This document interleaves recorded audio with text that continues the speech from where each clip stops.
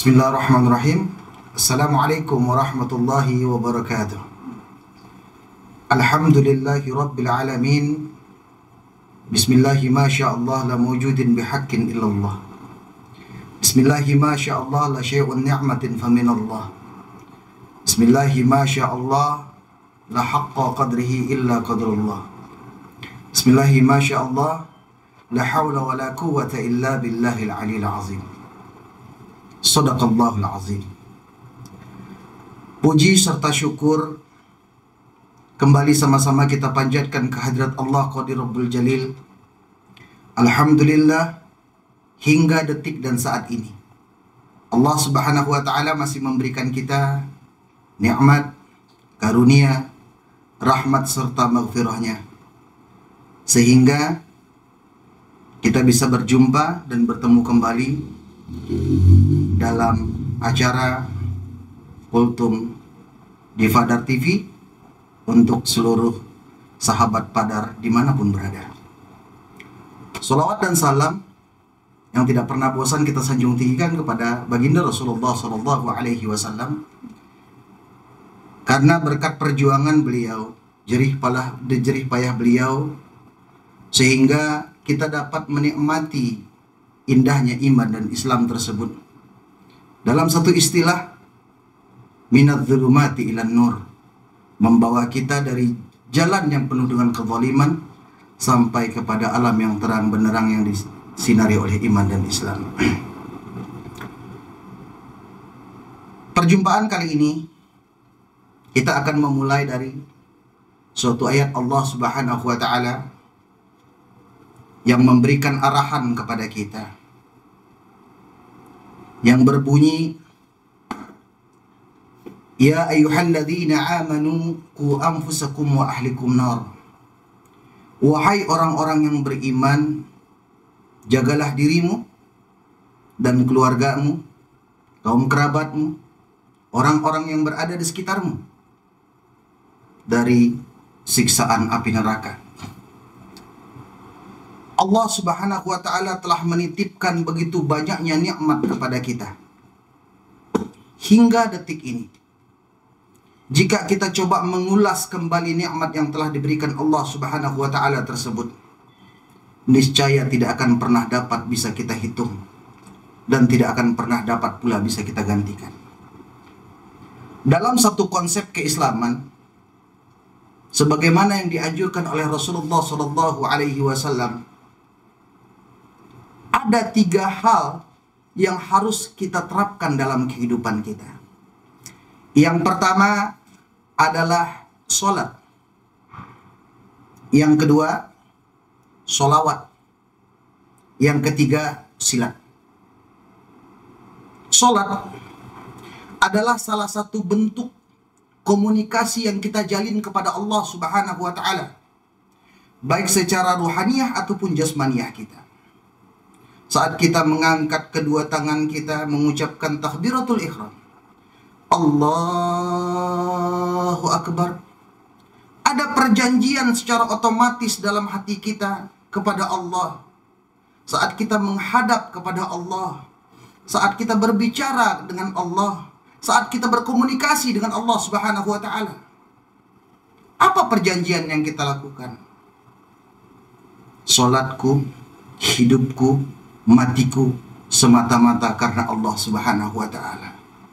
Sehingga terwujudlah satu kalimat yang berbunyi, Ilahi anta maqsudi wa ridhaka matlubi fa'tini muhabbatika wa ma'rifatika. Ya Allah, Engkau adalah tujuanmu, ridhamu lah yang menjadi harapanku, maka dekatkan aku denganmu bagaimana rasa cinta yang Engkau berikan kepadaku.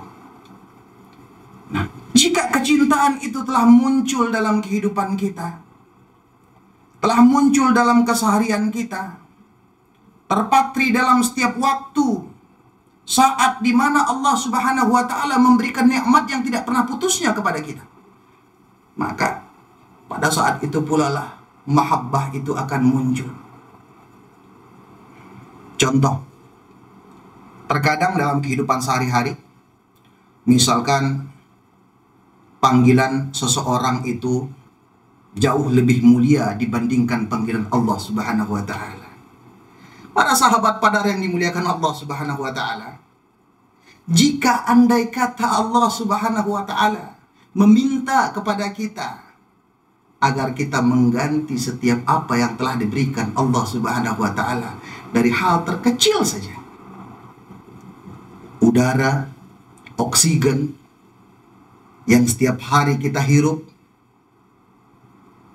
diminta oleh Allah Subhanahu wa taala untuk kita gantikan, maka dengan apakah kita dapat menggantinya? Namun Allah Subhanahu wa taala tidak pernah meminta akan itu.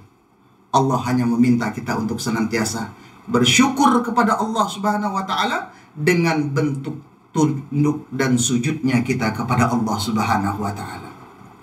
Wa ma khalaqtul jinna wal insa illa liya'budun. Tidak pernah kami ciptakan jin dan manusia itu, kata Allah, melainkan untuk menyembah kepada Allah Subhanahu wa taala. Bagaimana cara kita menyembah kepada Allah? Bagaimana kita berkomunikasi kepada Allah? Bagaimana kita selalu dekat dengan Allah? Jika dalam hati kita masih dipenuhi dengan kekotoran. Oleh karena itu, maka salah satu mengobati kekotoran-kekotoran tersebut, membersihkan diri kita tersebut adalah melalui solat yang menjadi komunikasi kita dengan Allah Subhanahu wa taala. Walaupun pada dasarnya secara etimologi bahasa Arab bahwasanya solat itu bisa diartikan sebagai adzikra, mengingat, atau ad-du'a, meminta kepada Allah Subhanahu wa taala.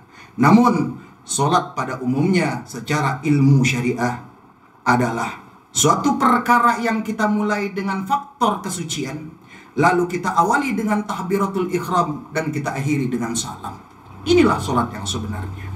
Dalam rangkaian ruku, sujud, tasyahud, i'tidal kita, ada rasa cinta yang menggunung, mengkristal kepada Allah Subhanahu wa taala. Jika suatu saat nanti Allah Subhanahu wa taala memberikan satu nikmat yang kita anggap cukup besar, maka alangkah lebih besarnya andai kata nikmat itu Allah Subhanahu wa taala pertemukan dan berikan keizinan kepada kita untuk bertemu dengan Zat yang Maha Mulia. Subhanallah. Para sahabat Badar yang dimuliakan Allah Subhanahu wa taala. Kita masuk kepada langkah kedua sebagai bentuk nasihat Rasulullah sallallahu alaihi wasallam. Apakah itu? Sholawat. Jika kita dengan sholat cinta akan Allah, jika kita dengan sholat membuktikan rasa rindu kita kepada Allah, sholawat adalah salah satu rasa bukti dan cinta kita serta rindu kita kepada Rasulullah Sallallahu Alaihi Wasallam. Semulia apa sih sholawat? Seorang murid bertanya kepada gurunya, "Guru, semulia apakah sholawat?" Sang guru menjawab, "Satu-satu amalan yang ada di dunia ini yang tidak perlu keikhlasan di dalamnya hanyalah membaca sholawat kepada baginda Rasulullah Sallallahu Alaihi Wasallam. Mau kita riak diterima sama Allah, mau kita sambil sombong sholawat diterima sama Allah. Kenapa? Karena di dalam sebuah hadis kudusi dijelaskan bahwasanya Allah Subhanahu wa taala tidak akan pernah menciptakan alam dan seisinya melainkan dikarenakan Muhammad sallallahu alaihi wasallam. Jadi, "Ma yuhibbur rasuli wa huwa yuhibbuni." Orang yang cinta kepada Rasulku, maka ia cinta kepadaku, kata Allah Subhanahu wa taala. Namun sebaliknya, orang yang benci kepada Rasulku dan senantiasa meninggalkan Rasulku, maka ia sudah meninggalkan aku, kata Allah Subhanahu wa taala. Para sahabat Badar yang dicintai Allah Subhanahu wa taala. Sehingga jika kita diberikan satu kesempatan, jika kita diberikan satu waktu untuk berjumpa dengan Rasulullah Sallallahu Alaihi Wasallam, mudah-mudahan setiap sahabat Badar yang mendengarkan ini secepatnya dipanggil Allah Subhanahu wa taala untuk melaksanakan ibadah haji dan umrah. Amin. Nah, kita datang ke sana, berkunjung ke tempatnya Rasul, kita ucapkan salam kepada Rasulullah. Assalamu alayka ya Rasulullah. Assalamu alayka ya Habiballah. Assalamu alayka ya Safwatullah. Berlinang air mata kita, menangis bahagia kita terharu, dikarenakan ada rasa rindu yang tersimpan dalam hati kita untuk Rasulullah Shallallahu Alaihi Wasallam. Pada saat itu Rasul langsung berdiri, sahabat Badar yang dimuliakan Allah. Walaupun mungkin kita tidak bisa melihatnya dengan kasat mata, Rasul langsung berdiri mengucapkan dan menjawab salam kita tersebut. Wa'alaika wa'alaikumussalam. Ahlan wa sahlan wa marhaban ya ummati. Ini adalah salah satu bukti bahwasanya jangankan kita, Rasulullah Shallallahu Alaihi Wasallam pun amat sangat berindu kepada kita. Begitu juga nantinya di yaumil mahsyar, saat seluruh manusia dikumpulkan oleh Allah Subhanahu wa taala di padang mahsyar. Si A akan menerima hasil dari perbuatan baiknya, si B akan menerima hasil dari perbuatan buruknya. Namun ini semua belum sempurna jika syafaatul uzmanya Rasulullah Sallallahu Alaihi Wasallam belum kita dapatkan. Dari ujung ke ujung perjalanan 1:100.000 tahun lamanya akan kita telusuri. Kita bertemu kepada Nabi Adam, meminta kepada Nabi Adam, wahai kakekku Adam, wahai Nabi Allah Adam alaihissalam, berikanlah kepada kami syafaatmu. Nabi Adam akan menjawab secara langsung, bagaimana aku tidak memberikan syafaat kepada kalian? Sungguhnya aku pun terusir dari sorga karena kesalahanku, kata Nabi Adam alaihissalam. Datang kepada nabi-nabi selanjutnya juga demikian. Sampai kepada Rasulullah Sallallahu Alaihi Wasallam. Sebelum kita menghadap kepada Rasulullah, Allah Subhanahu Wa Taala akan bertanya dulu kepada Rasul. Ya Muhammad, aina ummatuka ya Muhammad? Wahai Muhammad, di manakah umatmu wahai Muhammad? Rasulullah Sallallahu Alaihi Wasallam secara spontan, secara langsung akan menunjuk kita dengan terang-terangan. Ini ya Allah, si Fulan bin si Fulan, si Fulan binti si Fulan adalah umatku. Dari mana Rasulullah SAW mengenal kita bahwasanya kita adalah umatnya? Dari cahaya yang terpancar dari setiap hati dan wajah kita. Dari cahaya di balik keikhlasan kita rindu kepada Rasulullah SAW. Sampai Rasul kenal sama kita, tahu sama kita. Makanya saat Rasulullah Shallallahu Alaihi Wasallam meninggal dunia, apa pesan Rasulullah? Permintaan terakhir Rasulullah hanyalah umatku, umatku, umatku dan umatku. Sehingga di dalam sebuah hadis Rasulullah Shallallahu Alaihi Wasallam menyarankan kepada kita, man shalla alayya wahidatan marra fasallallahu alaihi asharatan marra. Orang-orang yang bersolawat, umat-umatku yang senantiasa bersolawat kepadaku 1 kali, maka Allah Subhanahu Wa Taala akan bersolawat kepadanya sebanyak 10 kali. Disambung kembali sama Rasulullah, man shalla alayya wahidatan marra faghfirullahu dzunubihi ma'asaratan marra. Orang-orang yang senantiasa bersolawat kepadaku sebanyak 1 kali, maka Allah Subhanahu Wa Taala akan mengampuni dosanya 10 kali. Wa man shalla alayya wahidatan marra fa anzalallahu alaihim rahmatan asharatan marra. Orang-orang yang bersolawat kepadaku 1 kali, maka Allah Subhanahu Wa Taala akan menurunkan rahmat kepadanya sebanyak 10 kali. Subhanallah. Jadi 1:30 yang kita dapatkan dengan mengucapkan 1 kali solawat kepada Rasulullah Sallallahu Alaihi Wasallam. Nah, ini adalah cara kedua. Dan yang ketiga, silat, yaitu silaturahmi ataupun silaturahim. Dengan kita meningkatkan sosial kita, hablum minan nas kita, insya Allah Allah Subhanahu Wa Taala pun akan memberikan tempat yang terbaik kepada kita. Kenapa? Karena tidak ada benci dalam hati kita, tidak ada suuzon dalam hati kita. Terkadang yang jadi permasalahan, tetangga yang beli kipas angin, kita yang kepanasan. Nah, ini susah ini. Jadi makanya oleh karena itu, Sosial paling penting. Jika hubungan kita dengan Allah Subhanahu wa taala telah sampai kepada posisinya, hubungan kita kepada Rasulullah sallallahu alaihi wasallam setara dengan apa yang diinginkan oleh Allah Subhanahu wa taala, maka tentu kita harus memperbaiki hubungan kita dengan manusia yang berada di sekitar kita. Yang pertama, khususnya sekarang di bulan Ramadan, hubungan yang harus kita perbaiki yang pertama adalah kepada kedua orang tua kita. Karena tentu begitu banyak jasa yang mereka berikan kepada kita.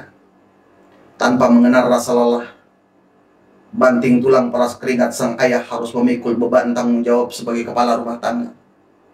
Sang ibu yang tidak pernah berpikir apakah suatu saat nanti nyawanya akan terbayarkan saat melahirkan kita. Nah, semua ini akan menjadi dasar yang paling utama agar kita bisa senantiasa menjaga diri kita dan begitu juga keluarga kita dari siksa api neraka tersebut. Orang yang mencari ridho kedua orang tuanya, maka insya Allah Allah Subhanahu wa taala pun akan meridhoinya. Tapi ingat, jika kita mencari kemurkaannya kedua orang tua kita, maka Allah Subhanahu wa taala pun tidak akan segan-segan memberikan siksaan baik itu di dunia maupun di akhirat kepada kita. Para sahabat Badar yang dicintai Allah Subhanahu wa taala. Jadi oleh karena itu masih banyak tentu yang lain-lain yang dapat kita lakukan sebagai dampak kebaikan nantinya insya Allah yang akan kembali kepada kita sendiri. Di setiap langkah kita, di setiap keinginan kita, di setiap hari-hari yang kita lalui, insya Allah jika kita melakukan suatu kebaikan, maka Allah Subhanahu wa taala pun akan senantiasa menjaga diri kita dan keluarga kita dari siksaan api neraka tersebut. Para sahabat Badar yang dimuliakan Allah Subhanahu wa taala, marilah sama-sama kita lihat contoh-contoh yang pernah terjadi kepada para sahabat. Apa yang dilakukan oleh Umar bin Khattab sebagai bentuk sosial kepada orang-orang yang berada di sekitarnya. Saat seorang Yahudi merasa teraniaya karena pondok reotnya akan digusur, Umar bin Khattab datang dengan apa yang dia miliki, dengan jabatan yang ia sandang, memberikan keadilan. Saat seorang Uwais Al-Qarni yang begitu rindunya Rasulullah SAW kepadanya, sampai Rasulullah mengucapkan salam, menitipkan salam kepada Umar bin Khattab agar menyampaikan salam tersebut kepada Uwais Al-Qarni. Apa kemuliaan yang didapatkan oleh Uwais Al-Qarni di hadapan Rasulullah SAW? Hanya sepucuk doa yang ia sampaikan dan ia mohonkan kepada Allah Subhanahu wa taala. Ia tidak berharap harta yang begitu banyak. Ia tidak berharap jabatan yang begitu tinggi. Yang ia harapkan hanyalah kekuatan agar ia bisa melaksanakan, menggendong sang ibu tercinta untuk menghadap, memenuhi panggilan Allah Subhanahu wa taala, melaksanakan ibadah haji ke Baitullah. Para sahabat-sahabatku, sahabat Badar yang dimuliakan Allah Subhanahu wa taala.